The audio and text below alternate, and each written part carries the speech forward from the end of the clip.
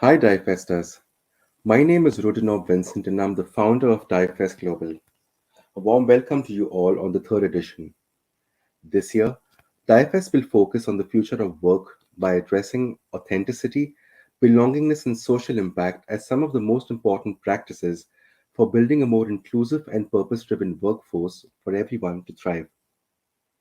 Before we begin, I would like to humbly thank our belonging partner, Newsela, for supporting our initiative in democratizing world class content and promoting equity in education.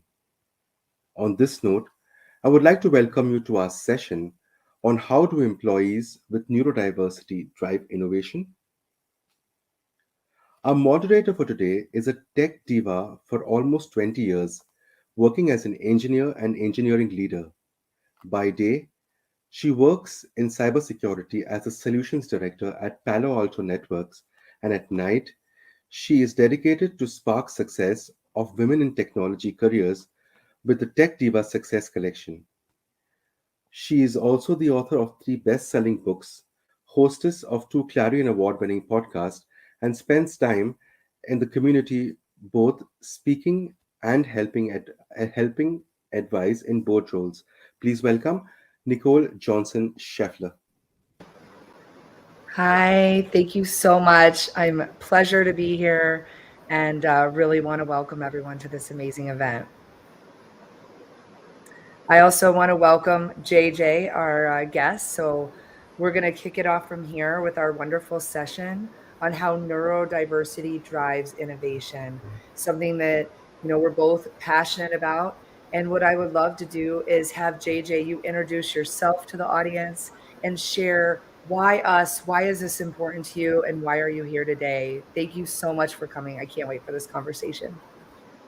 Thank you, Nicole. Hi, everyone. My name's John Jacob Cherian, but everyone calls me JJ. I think the only time I'm addressed as John Jacob is when I've done something naughty by my parents, but we'll keep that for another conversation. I run a demand strategy for IBM software across APAC and Japan region. And it's a fun job because I get to work with people from different cultures and different time zones. So, inclusion star is very much part of my day-to-day job. But on a personal note, I have lived the experience of being neurodivergent. I'm dyslexic and I have ADHD. And it took me quite a lot of time to get into a rhythm. And I finally realized that the reason why it was hard for me to sort of fit in a regular term was that people were not aware, people were not sure how to interact and be inclusive. So I felt that the best way to do this was just to make people aware, talk about my lived experience, and carry on being inclusive. Yeah, that's wonderful. And that is exactly what we're going to talk about today. Both of us actually share that in common, coming from tech, where it is important that we have neurodiversity for innovation. We absolutely need innovation. I consider myself an ally at this point, but hey, I'm pretty creative, so who knows, right? But I think that in my studies, I like to share about 2D diversity. Often we'll look at diversity as a gender or a race. And what we're here to talk about is a broader a look at neurodiversity. In fact, I'd love to share kind of a definition for those out there on the broadcast, watching this broadcast. We welcome you and we want to hear from you as well, whether you're connecting to us one-on-one, but definitely in the chat if you're live.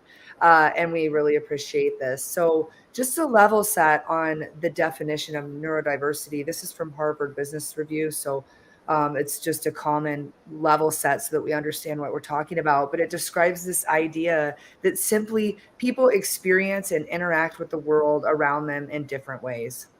And there's not one right way of thinking or learning or behaving, and really that our differences are not viewed as deficits. And that is just absolutely critical. And the word neurodiversity specifically doesn't doesn't refer to diversity of all people, but it's often used in the context of an autism spectrum or other neurological things, but it can also include gifted, anxiety, ADD. There's all of these unseen things that we're all going through at different phases of our life. I think many of us triggered many of these during the pandemic. So not only were we changing how we work from a technical aspect, but really how we interact, as JJ, you mentioned. So I just wanted to start there and talk about what we really want to share today about it, and why you're passionate to talk about this topic today, JJ. So, you know, I love the definition. In fact, I think that's how Harvard defines neurodiversity. But, I just wanted to point out one simple thing is that all of us are different, and each one of us should not view these differences as deficiencies, but more about celebrating it. And it's all about us understanding these differences and uh, finding ways and means that we can celebrate those differences and work together to achieve a common goal. As something as simple as releasing a product update, a great marketing campaign, or just being two nice people. It's as simple as that, in my opinion. Yeah, so we want to connect the dots today between neurodiversity and the value that it brings to our world, to our companies, to our communities, to our families, and really help it become more acceptable, more aware, and for people to think about it a little differently. You can't necessarily look at someone and know if they're dealing with these things, right? I have small children, so I'll often try to explain things like just because they're not using crutches or they're not, hurt or bleeding doesn't mean that they're not dealing with some type of situation. And I don't even think that's a great analogy because it's not like bad thing, right? It's something that's a very, very important aspect of taking our world to a better future. So, what do you think about the value of neurodiverse teams as you've seen it, JJ? What are some things that you've seen? We know that there's some famous, many, many famous people that have changed our world have been neurodivergent, especially when it comes to innovation. Elon Musk, Thomas Edison, Mozart. There's been many amazing people that have changed the course and trajectory of so many lives that have had this gift and talent to look at things differently. So can you talk a little bit about the value that you've seen of having neurodiversity on your teams and in your communities? So before I'll go down that path, I just wanted to uh, bring up something. Many a time, whenever we have a problem, we try to resolve it using the same steps. And what we realize is that repeatedly we throw the same, 5 steps to address a problem, and we realize at the end of that exercise, that day, that week, that we've not really resolved it. So what I think about neurodiversity is about coming in with a different perspective. I bet all of us, whatever work that we do professionally and personally, we always ask another person for a fresh pair of eyes to look at that work. It's the same thing. People, for example, with autism, um, have an amazing capability in pattern recognition, observational attention to detail, deep focus, honesty. You know, People with ADHD are more creative, more original thinking. They're highly adaptable to uncertain conditions. They're willing to take action in periods of unpredictability, heightened goal orientation. I mean, if you hear these strengths as a hiring manager or as a leader of an organization, aren't these the kind of traits that you put high up when you want to hire somebody? So when you look at it like that, it's a beautiful bunch of traits to take and leverage. It's just that at times we're not comfortable, especially like I was mentioning with people with autism and ADHD, honesty. When there is a problem, if I were to tell you, hey, Nicole, I don't like the way your hair looks like, as opposed to, hey, Nicole, I think you could have, tied up your hair in a different color. I mean, whatever that is, I think you get what I'm trying to say. It's that honesty at times that sort of shocks people, but that is a trait that, at times I think we also need in life, with what's going on in the world right now. I think we need a few more honest people to just tell it as is, so that we shake out of our slumber and try and address some of the problems that will fix issues for today, and if not for today, for tomorrow. Absolutely. And just like in our personal lives, you may ask from advice from many different people. You're actually gathering that same diversity. What my mom tells me, what my best friend tells me, what my coworker tells me about a situation, all different, all valuable input. And that's exactly what we need when we're creating things for a better world. We need to look at things differently. We need to understand that there's more than one way to accomplish things. And like you said, these are all gifts, attention to detail, honesty, caring. If someone's overwhelmed, it's probably overwhelming. So maybe everyone can take a breath together and we could start to integrate. In fact, in my studies, I focus on women, studies women in tech, but a lot of things are parallel when you look at the power of diversity. It builds better cultures because you have people that are all really coming from a better heart space of inclusion and belonging. And that is so important. It tends to make companies more money when you have more diversity because there's more people looking at things differently. And most of all, innovation, which is why we're here today. So what have you experienced in the power of diversity around innovation in your field? What are some examples or some stories that you have there? Well, when I look at it,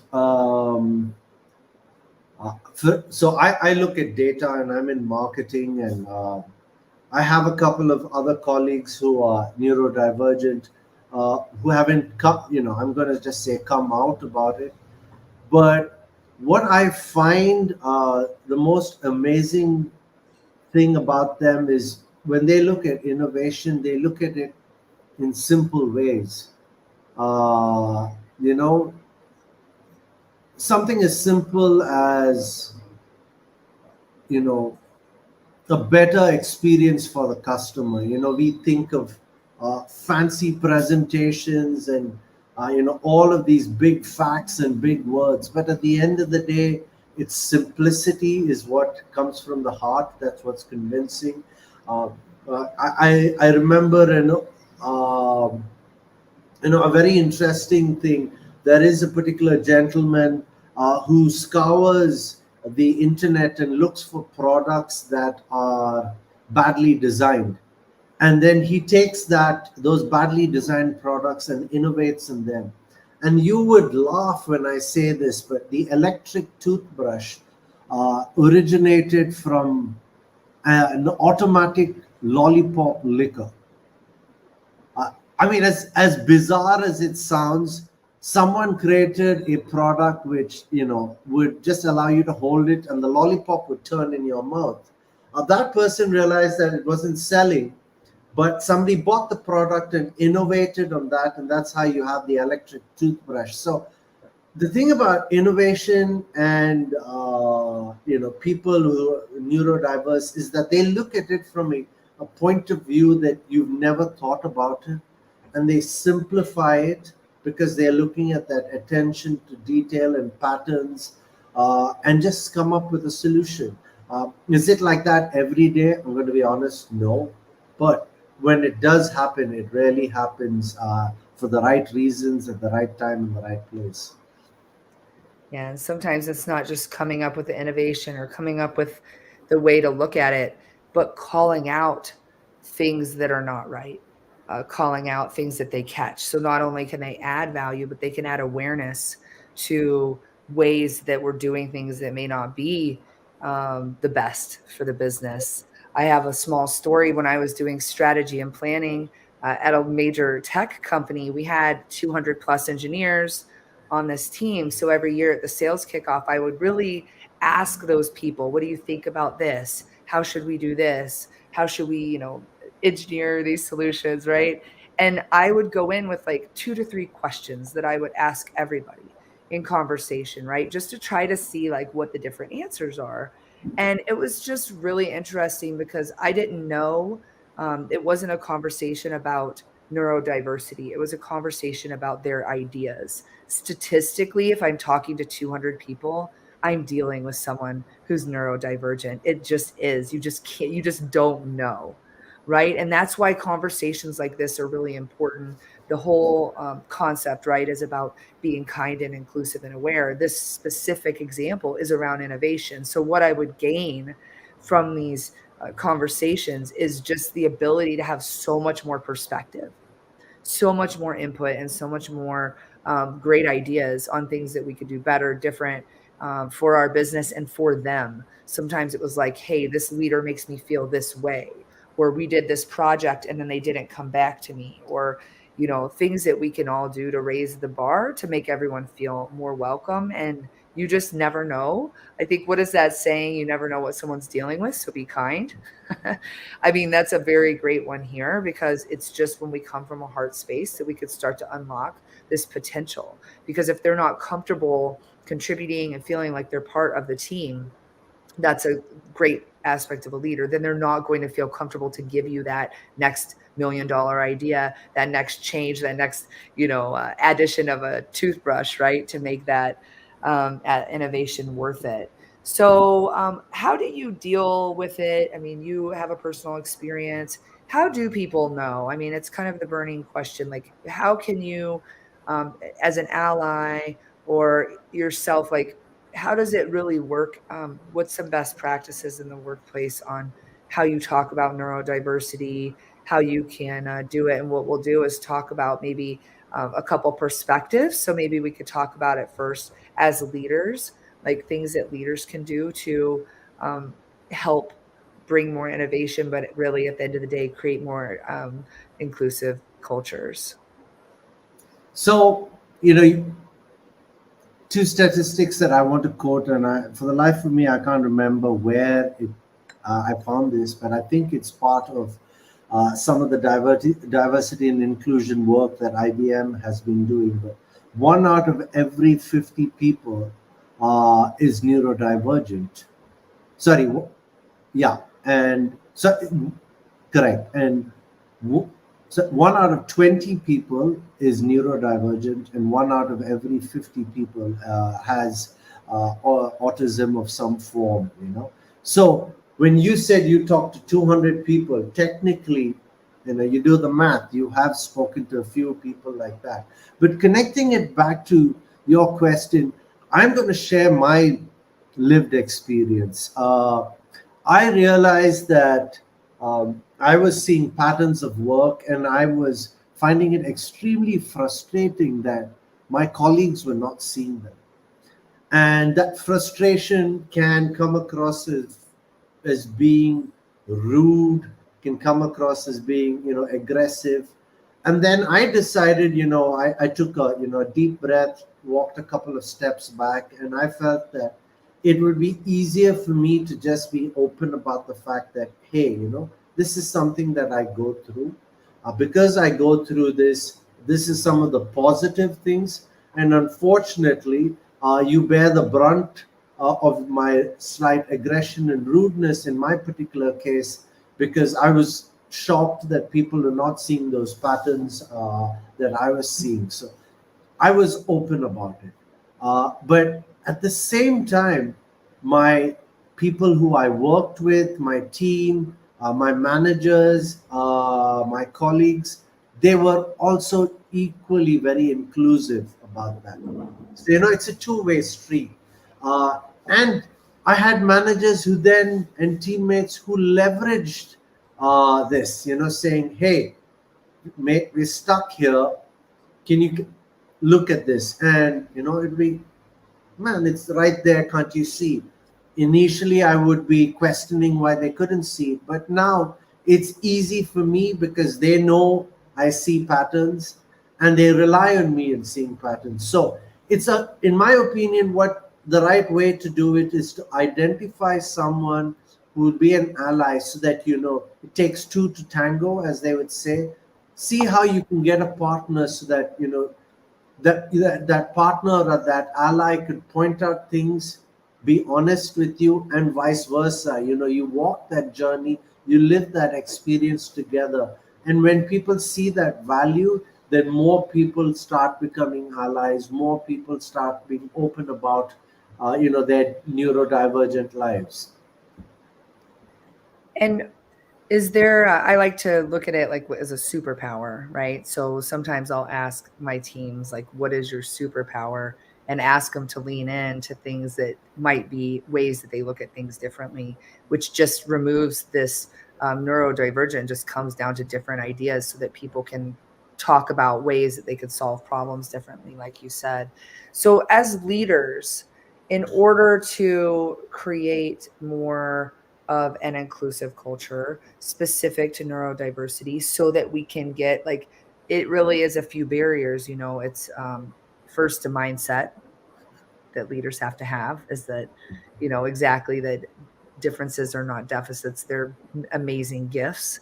But once we get past mindset, you have to set the pace for the team.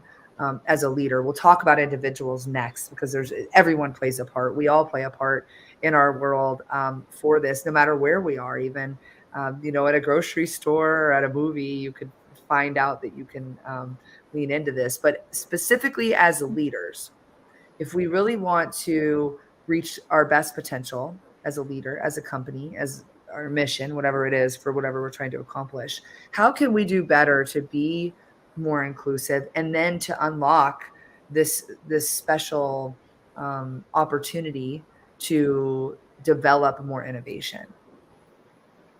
So I'm going to say, it's a line similar to what you said.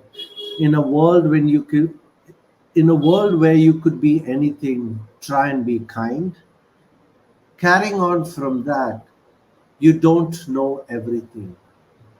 It takes a village to feed a child. So when you start looking at it at that approach, you realize that you need to rally everyone around you. You need to take both the positives, and unfortunately negatives do come. But as a leader, as an individual, you learn how to take people together. You learn how to block out the negatives, and carry the positives together, and build those great building blocks. Because if my right hand is strong and your left hand is strong, together, we can lift ourselves up. But if it's just you trying to pull yourself up with your one strong hand and me and the other strong hand, we're never going to get together. So it's about understanding and realizing that you have to carry everyone together, and it's about how you don't react. So I'm going to share a small thing that I did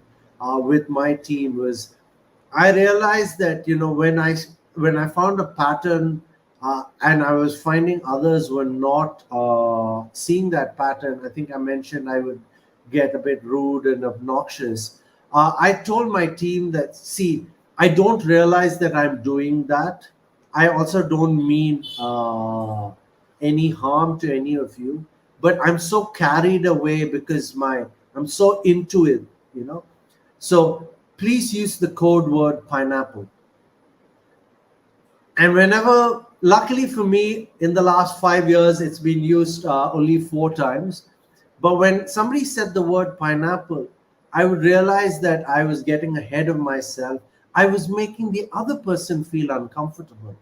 It's a two-way street. How do I make you feel comfortable with me, and how do you make me? How do you make me feel comfortable with you? So again, how do you rally everybody together? How do you make yourself feel safe? How do you make others feel safe? And how do we collectively achieve that goal together? That's how I feel it has to be done. Yeah, that's some great advice. I think I operate on a default mode of is everyone seen and heard? So diversity and inclusion, these are great. This is like what I love, right? But like how you translate that as a leader is seen and heard, because you don't know, like we said, some people may not know themselves what they're dealing with. They're just kind of trucking through the day. Something might be new. As we talked about, the pandemic has triggered, for example, increased anxiety. That's a really simple thing where, if you just let people seen, heard, and give them space. That's the third thing that I've found as a leader. Like, do they feel like they're part of the conversation? Are we really hearing what they say? And sometimes are we giving them the space that they need? Because sometimes you just need to take a walk, or to take a breath, or to take a break, or take a pause. Like, just everyone needs that depending on what they're going through. And so being very sensitive to pulling my own inner voice and saying in a meeting, is everyone, like, looking around the room and saying, is everyone feeling seen and heard? Does anybody look like they really need some space right now? Like, maybe I don't need to call on Sandra because she doesn't look with it right now. And really trying to be aware. You're right, it's a two-way conversation. It's also in a way like a two-way vibration that you can really sense if you just spend time in that inner space asking yourself those questions. You'll get those answers. It's just really hard when you have an agenda and you have things you need to accomplish and the timeline is there. Like, when you're in it and you have a mission of a meeting, as we all do, right? We need to solve this problem. We need to come up with this thing. It's really hard. So sometimes I'm like, seen, heard, space, and just try to take pauses of those. If it's an hour meeting, sometimes I'll do that. So let's see. Is there any other tips for leaders in dealing with neurodiversity at the workplace? I think for HR, we have some other conversations, but if we're not bringing the neurodiverse people to the table and giving them a way to come through the door, then that's our first problem. But I'm sure that's a whole nother session on HR and hiring, because we can always do a better job at that.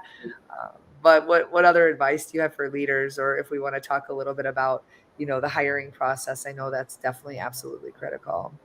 So the hiring process, I will be very honest, you and I are just not capable of doing it. There are specialized firms, there are specialized people who know how to do this. Leverage their help, leverage their service, because you would be doing more of a disservice to yourself in your organization and that person if you don't do it in the right way. So my opinion is, get the specialist to do it, and you just be inclusive and welcoming and just be a nice and kind person. Uh, so I hope that addresses the question that you were bringing up. Yes. And speaking of questions, if you all have any questions, we're going to talk for a few more minutes, talk on some more topics, but we would love to hear from you. We love seeing the enthusiasm in the chat. So please continue to engage. This is really important.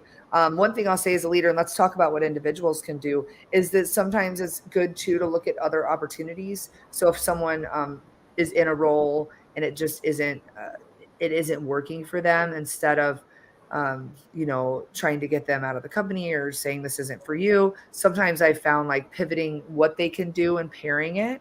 We talk about hiring. That's why these firms are good, is because they can really get deeper in understanding the person, their needs and roles, and matching, which is really important. But sometimes they're at the company and they just might be in the wrong role for that talent, for that gift, for that perspective. So oftentimes I'll ask, like, hey, you seem very analytical, very good at these details. Have you looked at a role here where we can really apply more of that skill? So that was one thing I wanted to mention. All right. What about individuals? You're on teams. We're all on different teams. We talked about leaders. A lot of things apply. Everyone can make sure people are feeling seen, heard, and felt. But what do you think we can do better as individuals to help encourage more innovation through neurodiversity? Again, I'm just going to boil it down to one word: awareness. Like I said, one of the key traits being neurodivergent, some form of the neurodivergence, is honesty. And in a professional environment, we're so used to masking the truth. When I say the truth in your face, people in most cases react badly. That's the word I'm going to use. So my thing is, people are saying the truth not because they don't like Nicole. They're saying the truth because the truth is the truth. So as an individual, how do you learn not to take offense and just say, okay, take a deep breath and say, okay, this is a point of view that's been made. I don't like it. I don't agree with it, but it is a point of view. How do I take that and move forward? Or even choose to ignore it. But the thing is not to react to it. So, I mean, I think that's where it starts off with as an individual, learning to collect the information that you've heard, uh, choosing whether you'll use it or not. That's your personal choice, but not reacting. And when I say reacting, I'm still talking of adverse reactions.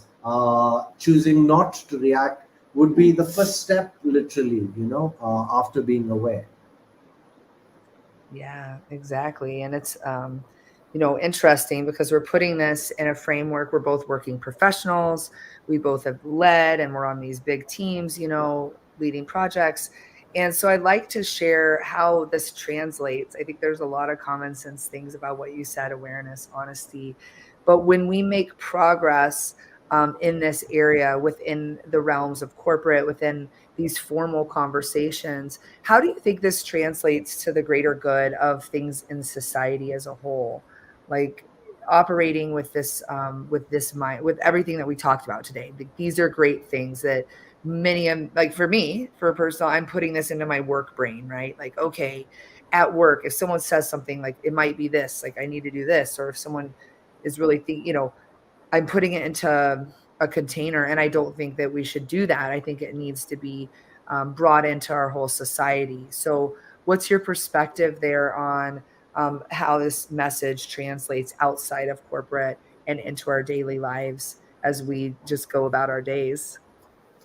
So, earlier in our conversation, you mentioned Elon Musk, but I'm going to give an example of another neurodivergent leader who pretty much changed all of our lives. Steve Jobs. Yeah. He made the iPhone. And I think all of us, or pretty much all of us, have used one version or the other of an iPhone. Um, what I'm trying to say is that with innovation comes a lot of change. The iPhone was not the first cell phone. It was not the first touch cell phone or mobile phone, but it's changed the way all of us interact and communicate with people. So look at neurodivergent people in the workplace as people who will bring innovation, because we've been trying to focus and solve certain problems using certain steps. Approaching it from a different angle would always give us a solution that possibly help bring maybe a new iPhone. I don't know, but we have a lot of problems in this world, and we could all do with a different solution from the tried and tested approaches that are currently being thrown at them. Yeah, and I think as I've done my work in diversity with women in technology and all diversity, nothing is easier. If you take four people that love this restaurant and they're going out to eat and they've been best friends forever and they all love the same food, they're going to go to that restaurant and you're going to experience that restaurant, and that's going to be what they do. But if you get four coworkers, they're in the car, one has an allergy, one loves Indian food, one knows the best taco place, you may end up then having more experiences that are different. We all know when you have a new experience, when you take that one step out of your comfort zone, you grow. And I'm getting goosebumps because I just think that although it's harder, where it makes us more connected. And to me, that's the most exciting thing about the human experience is this idea that we're connected. And we hope that this has brought some things that you can do to you to think about it differently, and to consider the fact that this is such a gift to how we innovate, and absolutely critical in the field of technology, because if we do not have diversity of all kinds creating these technologies, creating the AI, creating the robots, then we will in fact put that same bias in to those systems. So we need to be very aware of that. So we're going to go to questions in a minute, but there's a lot of things that we may have. I mean, I loved your suggestion about using those firms that specialize in that. There's firms that specialize in bringing in women talent. There are solutions if you want them as a company. If you want true diversity, neurodiversity, diversity of women, all of those things, like there's solutions if you want to go find them. So we have probably some things that we can share that have helped us in our journey, that people can think about to arm themselves to be better people in the world, better individuals. But JJ and I just shared like the basics. I think you said it. I mean, it's very simple: be aware, be honest, be kind. But as far as resources, do you want to speak to anything that you think people can do to level up their game to really make a difference, that could in fact make a difference in our world? So before I get into resources, I just wanted to share one line. One person can't do everything, but everyone can do something. And carrying on from that, I don't have all the answers. I do not know from which parts of the world that you are, uh, you know, are logged in to watch this conversation. And I guess, Nicole, you would also agree you do not have all the answers. But the first thing is to ask. Reach out to somebody in HR and say, hey, is there an employer resource uh, organization or office that I can go? I want to explore looking at neurodivergent hiring. You might be a technical director, you might be the business leader of a business unit, you might be a CEO of a large corporation, you might be the founder of a small startup. You don't know everything. They ask someone, hey, can you put me on? And that's how the journey starts. You take that first step, and that's how you do it. So reach out to people in your organization, maybe in HR, to start off that conversation. Research the internet. For sure, you will find some information. Ask a couple of other people, take a point of view, and then dive in. It's a journey you will not regret, for sure. Yeah, it is. I mean, it starts too by understanding your own behaviors and getting to know yourself, getting to know counselors that can help you with diagnosis. I think some of this is very new, and there's a lot that we're not going to cover here around uh, treatment medications that are beyond the scope of this, right? But the first thing could just be talking to someone if you sense that you are, maybe the pandemic has caused you to feel a little differently when you're in the car, or a little differently when you're in group settings, as our world has become unfortunately a different place. But like, I think it starts with you and knowing how you can deal with yourself. And then if you feel like you're perhaps dealing with something that maybe you don't know about, so that you can have your own answers, I think I want to encourage everyone out there, if you feel it, just ask someone, take that step, be brave, and know that it doesn't mean that anything's wrong with you. It just means that you can navigate the world with better tools to do it, because you know what you're dealing with. So I want to encourage those of you out there who might think you have something, to be brave and take the first step to know it. And then the first step is for everyone to know yourself. Know yourself. Are you, like what I said, like, are you really just being kind? Are you really just starting from a place of your heart and leaning in and saying, like, we do all have value. We all, like you said, we don't know the answers. How are you today? Just having an open heart, asking yourself, are you doing that? Are you only operating in your own perspective? And that is really cool. Are you only operating in your own perspective? So asking your own self and polling your own self. In addition, I would say, if you do say have ADHD, there's communities where you can even ask, communities of other people with ADHD, how did you talk about this at work? Pull for advice in communities that, with people that understand what you're dealing with, on how did you do this, and don't be afraid to ask for help. or ask for things. We're going to go to a question in just a second. I'll also, and thanks a lot for that, Kyla. What I also want to encourage is that you go to employee resource organizations, and whether you're dealing with something or trying to just be a better person, you could probably always go to employee relations or HR and ask for resources on being a leader, a better leader, considering more neurodiversity as a skill, putting those things in front of everyone. Like I put all of the different events that benefit all the different people on our company in front of the people, just because that's my job as a leader. Hey, did you see this? Did you see this? Get involved in the Slack channels and things like that. Ask about your benefits. Maybe your benefit includes an assessment, or a tool or a resource or a benefit to help you move forward in it. And then we talked about hiring. So, I think it's being aware of you, and it starts within yourself. So let's go to this question. What are one or two things that you think companies can do better in hiring process? We talked a little bit about this there, so that candidates are set up for success. And we appreciate that question, Kyla, because JJ and I absolutely said we are not experts on hiring. I'm sure there's people that do this every day. That's our point.